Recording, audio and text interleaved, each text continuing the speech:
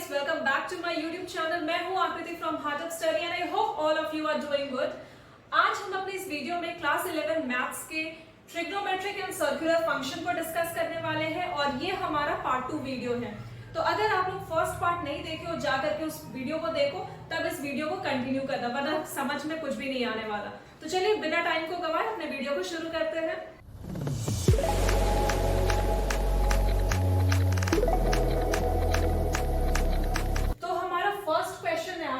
If sec theta is equal to minus 13 by 12 and theta lies in second quadrant, find the value of all 5 trigonometric function. Last video में जब हमने introductory video पढ़ा था वहां पर हमने discuss किया था रिगार्डिंग क्वाड्रेंट्स, ठीक है। तो अभी जो आपको ये क्वेश्चन नजर आ रही है वो क्वाड्रेंट्स पे है। तो चलिए देखते हैं इस क्वेश्चन को कैसे कर सकते हैं। क्वेश्चन में बहुत साफ sec थीटा का वैल्यू गिवन है, दैट इज minus 13 by 12 और थीटा सेकेंड क्वाड्रेंट में। अब आप लोग बताओ कि अगर थीटा सेकेंड क्वाड्रेंट में बोला जा रहा है तो वो कौन सा पार्ट होगा, कौन सा फंक्शन होगा ट्रिग्नोमेट्री के अंदर जो पॉजिटिव होगा और कौन से फंक्शन के बारे में बात कर रहा है जो नेगेटिव होगा। तो बहुत ही सिंपल है। फर्स्ट क्वाड्रेंट अगर हम जब देखते हैं, फर्स्ट क्वाड्रेंट के अंदर क्या होता है, ऑल पॉजिटिव। यहां पर में जितने भी ट्रिग्नोमेट्रिक फंक्शन होते हैं वो सारे पॉजिटिव होते हैं। तो अपना जो सेकेंड क्वाड्रेंट है यहाँ क्या पॉजिटिव होगा, साइन और कॉसेक। साइन के ऑपोजिट में कॉसेक वर्क करता है ना, तो साइन और कॉसेक जो फंक्शन होगा सिर्फ ये पॉजिटिव होगा और इसके अलावा सारा जो फंक्शंस होगा वो नेगेटिव होगा। इतना तो हमें समझ में आएगा। तो इस क्वेश्चन के अकॉर्डिंग अगर theta lies in second quadrant तो हमारा जो फंक्शन पॉजिटिव होगा वो भी साइन और कॉसेक के अंदर ही पॉजिटिव होगा। तो चलिए इस क्वेश्चन को हम देखते हैं। Sec theta is equal to minus 13 by 12, ठीक है। आपको सारा ट्रिग्नोमेट्रिक रेशियो फाइंड करना है, दैट मींस 5 ट्रिग्नोमेट्रिक रेशियो आपको फाइंड करना है एक्सेप्ट सेक थीटा, क्योंकि सेक थीटा तो क्वेश्चन में दी गई है। सेक के ऑपोजिट वर्क करता है cos theta, so cos theta is equal to -12 by 13, ठीक है। अब आप यहां से tan का वैल्यू फाइंड कर सकते हो। अगर tan आ जाएगा तो cot का वैल्यू आपके पास आ जाएगा और इसी बेसिस पे हम sin भी फाइंड कर सकते हैं। जब cos theta is equal to -12 by 13 है तो आप बताओ हम tan कैसे फाइंड कर सकते हैं। 1 plus tan square theta is equal to sec square theta. ये हम पढ़ रखे हैं, ये हमने पढ़ा है ना, ये वाला फॉर्मूला। तो अगर आप tan स्क्वायर थीटा फाइंड करते हो, tan स्क्वायर थीटा क्या हो जाएगा, सेक स्क्वायर थीटा, और ये +1 जो है RHS में आकर के क्या हो जाएगा, -1 हो जाएगा। आपको tan स्क्वायर थीटा का वैल्यू चाहिए या tan थीटा चाहिए? एग्जैक्टली आपको tan थीटा का वैल्यू चाहिए। तो tan theta is equal to under root sec square theta -1। अब आप देखो सेक स्क्वायर थीटा है, tan theta is equal to root under sec square theta -1। That means sec square theta का वैल्यू कितना, -13 by 12 is the value of sec theta। तो यहाँ sec square theta that means 169, minus minus भी क्या हो जाएगा, plus हो जाएगा, 169 by 144 and -1 with under root sign, ठीक है। इतनी चीजें समझ में आ रही है। बस ये जो फॉर्मूला है उसको मैंने रिवर्स कर दिया। 1 plus tan square theta is equal to sec square theta. हमें सेक थीटा का वैल्यू पता है, इसलिए हम यहाँ से क्या फाइंड कर रहे हैं, tan square theta.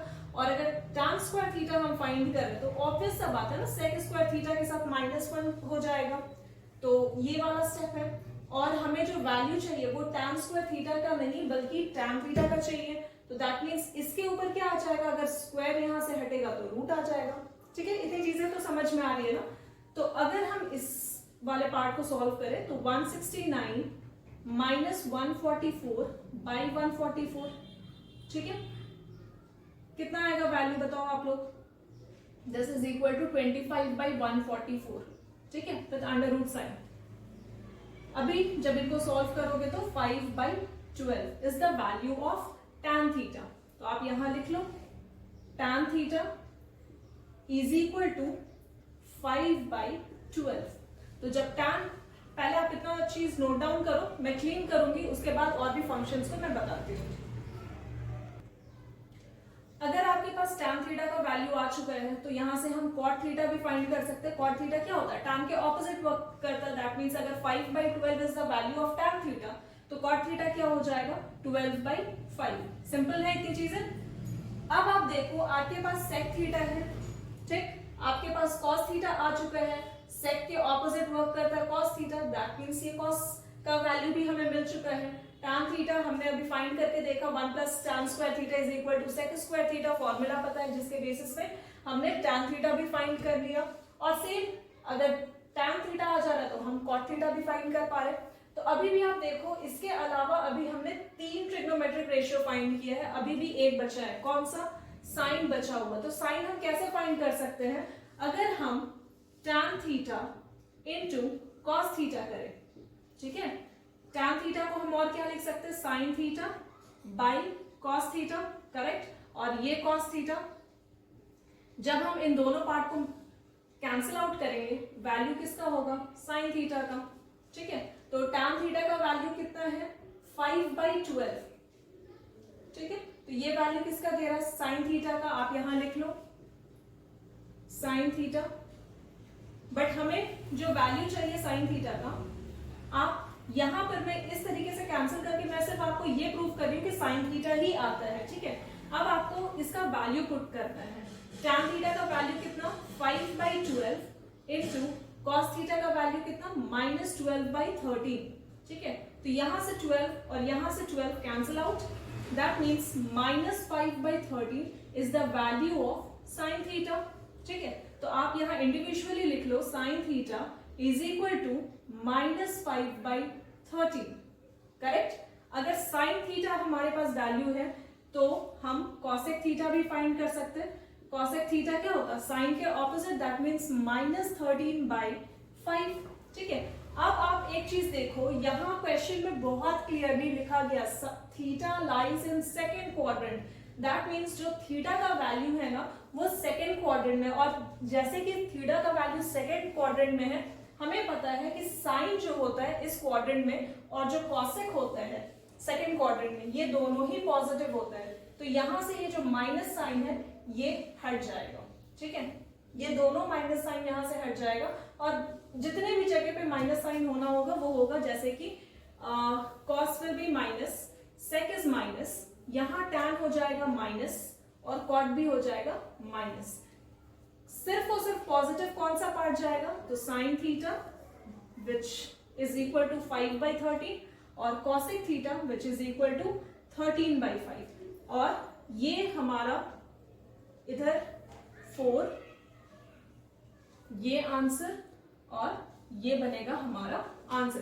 Please note down everything in your text notebook properly, ठीक है, क्योंकि अगर कोई सा भी स्टेप मिस आउट होगा ना आप कंफ्यूज हो जाओगे। बहुत ही क्लियरली क्वेश्चन में लिख रहा है कि आप एक बार क्या करो, सारा वैल्यू फाइंड कर लो और उसके बाद जो भी क्वाड्रेंट दी गई है आप उसको देखो, वो कौन उस क्वाड्रेंट में, चाहे वो सेकेंड क्वाड्रेंट हो या थर्ड क्वाड्रेंट हो, उस क्वाड्रेंट में पॉजिटिव साइन होगा या नेगेटिव साइन होगा, ठीक है। इतनी चीजें क्लियर है, प्लीज राइट डाउन फर्स्ट।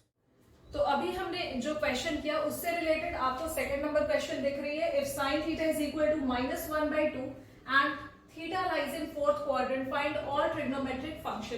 ये क्वेश्चन आपके लिए होमवर्क में जाएगी, क्यों, क्योंकि ये क्वेश्चन अभी अभी हमने सीखा है। और थर्ड क्वेश्चन है find the value of sin 31π/3 tan -25π/3। Third is sec -25π/3। इस तरीके के क्वेश्चन को हम कैसे सॉल्व करते हैं, हमने फर्स्ट वीडियो में अपने लास्ट वाले क्वेश्चन में उस पूरे वीडियो के लास्ट में हमने जो क्वेश्चन लिया था वो इसी तरीके का था। तो ये भी क्वेश्चन आपके लिए होमवर्क। और फोर्थ क्वेश्चन जो है, if sec theta is equal to -2 and pi is less than x is less than 3π/2 find the value of all other 5 trigonometric function. तो ये भी सेम क्वेश्चन है और ये तीनों क्वेश्चन आप लोग सॉल्व करोगे अपने अपने होमवर्क में, क्योंकि अगर मैं सारा चीज करवा दूं और आप नहीं प्रैक्टिस करोगे तो ऐसे मैथ्स आप नहीं सीख पाओगे। स्कूल में भी सेम चीज होता है ना कि क्वेश्चन करवा दिया जाता है, आप लोग तो प्रैक्टिस करते नहीं हो। तो प्लीज मेरे साथ साथ आप प्रैक्टिस करो ताकि इसके बाद आपको फिर और भी ज्यादा करना ना पड़े। वैसे मैं आपको बता दूं, ये exercise number 15A of your chapter, okay? We are covering 15A of your chapter from RS Agarwal book, ठीक है। तो आप इनको नोट डाउन करो इस क्वेश्चन को अटेम्प्ट करो और खुद को एनालाइज करो, because analysing yourself is very important. Okay, so please write down in your notebook. आपके बुक में एक और टाइप के क्वेश्चन दी गई है, find the value of sine 765 degree. यहां पर में अभी हमने एक क्वेश्चन देखा था जिसमें साइन -25/3 कुछ इस तरीके से 25π/3 कुछ इस तरीके के क्वेश्चन दी गई थी और इससे हमें पूछा जा रहा था कि आप वैल्यू फाइंड करो. लेकिन इस क्वेश्चन में जब हम देखते हैं ना, तो यहां पर में जो वैल्यू फाइंड करना है दैट मींस साइन के साथ कुछ डिग्री ऑफ एंगल है, that means 765 according to this question वो दी गई है डिग्री फाइंड करने. दैट मींस आपको इसके अकॉर्डिंग वैल्यू फाइंड करना. तो आप कैसे फाइंड करोगे? बहुत ही सिंपल है. आपको पता है वैल्यू ऑफ 180 है ना. अगर 180 है तो दिस इज इक्वल टू पाई का radian. This C, small C जो लिखते हैं ना कहीं भी न्यूमेरिकल्स के ऊपर में, अगर सी रहे तो ये सी कुछ भी नहीं बल्कि इसे हम कहते हैं रेडियन. ठीक है, इसे हम क्या कहते हैं? रेडियन कहते हैं. तो 180 जो है वैल्यू है इन नंबर्स, बट ये जो डिनोशन है वो किसका है? ये पाई का डिनोटेड है. मतलब ये जो हम लोग सिंबल लिखते हैं ना, ये पाई को डिनोट करते हैं which is equal to 180 degree. ठीक है, तो पाई अगर रेडियन के साथ है तो this is equal to 180 degree. अब आप आगे देखो, इस क्वेश्चन को हम आगे कैसे लेकर के जा सकते हैं. यहां 180 is equal to pi radian हम लिखे हैं. ठीक है, हम अभी तक क्या समझे कि 180 जो है वो इक्वल टू किसके? पाई का रेडियन. तो यहां भी 180 इज इक्वल टू पाई का रेडियन हम लिख सकते हैं, बहुत आसानी से लिख सकते हैं. चलो ठीक है, इतनी चीजें तो समझ में आ रही है. अब आप देखो 765 है. 765 को अगर आप लिखना चाहो तो 765 इंटू पाई बाई 180 लिखोगे. अभी हमने क्या देखा कि पाई का जो वैल्यू है दैट इज इक्वल टू 180 और 180 भी जो है वो भी इक्वल टू किसका है? पाई का. दैट मीन्स अगर पाई इज इक्वल टू 180 है और 180 इज इक्वल टू 180, ठीक है, तो ये कोई फर्क नहीं पड़ेगा. अगर हम इस तरीके से इसको डिनोट करें अपने इक्वेशन के अंदर, तो 765 इंटू पाई बाई 180 अगर हम लिखते हैं तो ये कैंसिल आउट होकर के 1 ही हो जाता है ना. तो इस तरीके से हम इसको डिनोट कर सकते हैं. रीजन क्या है ऐसा डिनोट करने का वो मैं आपके साथ अभी थोड़ी देर में डिस्कस करूंगी, लेकिन इस तरीके से हम डिनोट कर सकते हैं. ठीक है, इतनी चीजें समझ में आ रही है. अब आप आगे देखो इसको हम क्या कर सकते हैं. यहां 765 और 180 को आप क्या करो? अलग से कैंसिल आउट करो. 765 into 180, I am sorry, this is by 180. जिस तरीके से आपकी बुक में दी गई है ना, अगर मैं वैसा बताऊं तो आप लोग कंफ्यूज हो जाओगे. इसलिए मैं क्या कर रही हूँ, इस क्वेश्चन को ब्रेक डाउन कर रही हूँ, पार्ट वाइज में आपको समझा रही हूँ ताकि आपको चीजें क्लियर हो जाए. ठीक है, तो अभी पैनिक होने की जरूरत नहीं है. यहाँ देखो आप लोग 765 बाई 180 हम बहुत इजीली कर सकते हैं क्योंकि 765 क्या है? न्यूमरेटर में और 180 डिनोमिनेटर में. आप इनको कैंसिल आउट करो. 5 के टेबल में कैंसिल हो सकता है ना. ये कितना हो जाएगा? 5 3 15 है ना, और 5 6 30. यहाँ 1 5 3 15, सॉरी 5 5 25 ना, 5 1 5, 5 5 25 और 5 3 15. ठीक है, 3 से कैंसिल आउट करो 12, ये हो जाएगा 51. ये आप कैंसिल आउट करो 3 से, ये हो जाएगा 4 टाइम्स में, ये हो जाएगा 17 टाइम्स में. ठीक है, तो आप इसको लिख सकते हो साइन 17 पाई बाई 4. ठीक है, जब आपका 17 पाई बाई 4 आ जा रहा है तो आप इसका वैल्यू बहुत ही इजीली फाइंड कर सकते हो. क्यों फाइंड कर सकते हो इजीली? क्योंकि ये हमने सीख लिया है कि इसका वैल्यू हम कैसे फाइंड करते हैं. 17 को अगर आप 4 से डिवाइड करोगे, 4 4 60, यही होता है, दैट मीन्स 1. तो आप इसको कैसे लिख सकते हो? Sine 4 pi plus pi by 4 लिख सकते हो ना. 4 4 16 और 16 प्लस 1 is 17, 17 पाई बाई 4. अब साइन का वैल्यू आप फाइंड कर लो. दैट मीन्स साइन क्या हो जाएगा?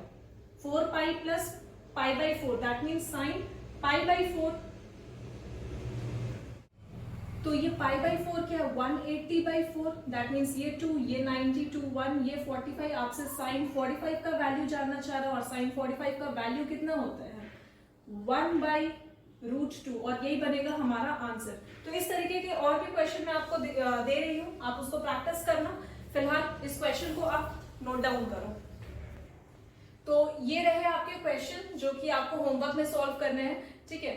और इसके साथ ही हम अपने वीडियो को आज खत्म करते हैं। इसके साथ हमारा 15A का जो एक्सरसाइज है वो कंप्लीट होता है और जो क्वेश्चन मैंने आपसे डिस्कस किया है वो आप करो होमवर्क में। और आज के लिए बस इतना ही। And if you are liking our initiative, then please do like, share and subscribe our channel. Till then, stay fit, stay healthy, and thank you so much for watching, guys.